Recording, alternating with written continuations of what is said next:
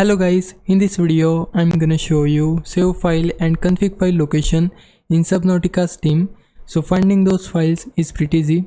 First open File Explorer, then go to C drive, under it select users folder, then you need to select your name folder, then select app data folder.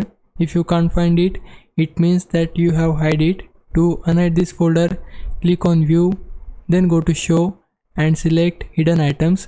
If you check this item, then you will be able to find app data folder.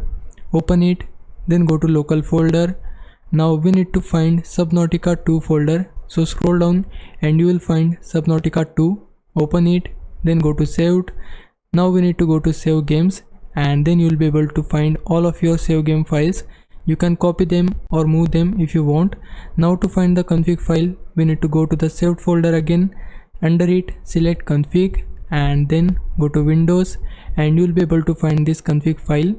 You may also find the save files inside Steam. So open Steam, then click on the gear icon after selecting Subnautica. So we need to click on this gear icon, go to manage, now click on browse local files. Under it we need to select Subnautica 2, then go to saved and you will be able to find the save file inside save games.